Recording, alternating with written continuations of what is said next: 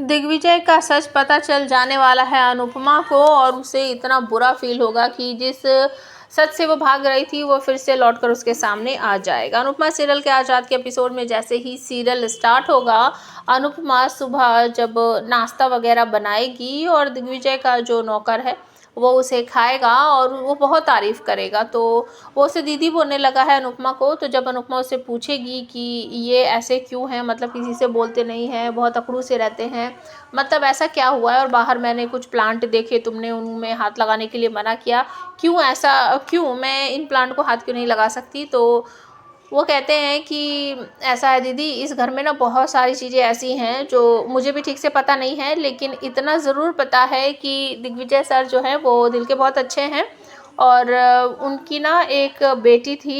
पूरी कहानी मुझे नहीं पता है, लेकिन वो गुज़र गई है और उनको ऐसा लगता है कि उनकी बेटी की मौत उनकी वजह से हुई है, इसी वजह से वो थोड़े इस तरह के हो गए हैं। तो वो कहती है कि अच्छा ठीक है। वो प्रार्थना के बारे में सोचते हुए काफ़ी उदास हो जाती है और उसके बाद वो कहती है कि मैं थेपला वगैरह बनाऊंगी, तू खाएगा ना। तो वो बोलता है कि हाँ मैं खाऊंगा, लेकिन अभी मुझे काम करना है, अगर सर को पता चल गया ना तो मेरा ही थेपला बना देंगे।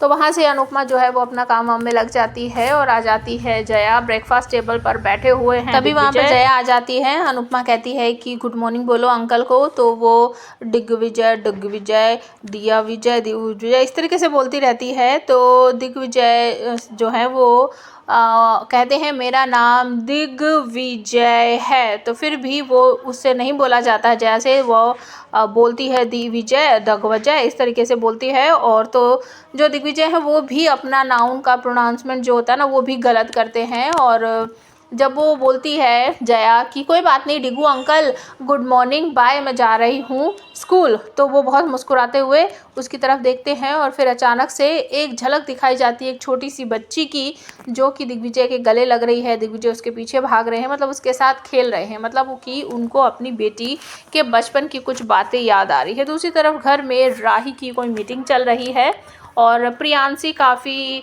रोने लगती है। मोटी बा उसके पास बैठी है, उसे खिला रही है, लेकिन वो रोने लगती है। तो जानबूझकर बा कहती है कि राही देखो प्रियांशी को क्या हो गया, जल्दी आओ। तो वो अपनी मीटिंग जो है वो पोस्टपोन कर देती है या फिर कहती है कि मैं 2 मिनट के बाद आती हूँ। और तभी प्रेम आकर उठा लेता है प्रियांशी को और राही को कहता है तुम अपनी मीटिंग कंटिन्यू करो।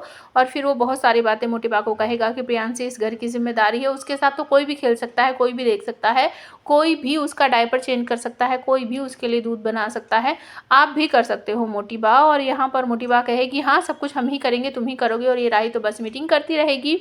तो बहुत सारी बातें प्रेम यहाँ पर समझाने की कोशिश करेगा अपनी मोटी बा को। और वो कहेगी कि हाँ अब तुम बोलेगी कि तुम तो जोरू का गुलाम हो। वो पहले से ही बोल देगा कि हाँ मैं जोरू का गुलाम है, कोई बात नहीं, आप हमेशा बोलती हो, मैं अपनी पत्नी की अगर हेल्प करूँगा तो मैं उसका जोरू का गुलाम हो गया, कोई बात नहीं। तभी आ जाती है, मीटिंग खत्म हो जाती है। राही की वो बोलती है प्रियांशी बेबी आ जाओ, क्या हुआ, क्यों रो रहे थे।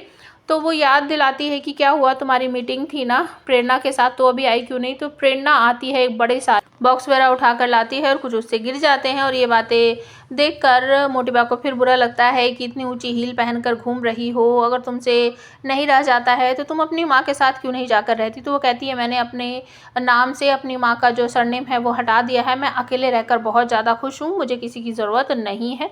और वो प्रेम के साथ वहाँ से चली जाती है। उसके बाद मोटी बा कहती है कि राही थोड़ा सा अपने पति पर ध्यान दो, कभी तुम्हारा पति भी तुम्हें छोड़कर चला ना जाए, क्योंकि मुझे ऐसा लग रहा है कि पराग कोठारी दूर हो गए हैं ख्याति से, वो अपनी बेटी की मौत का जिम्मेदार खुद को समझ रहे हैं और इसी वजह से वो घर वालों से अब इतना संबंध नहीं रखते हैं। ये सीरियल आपको कैसा लगता है प्लीज़ कमेंट करके ज़रूर बताना।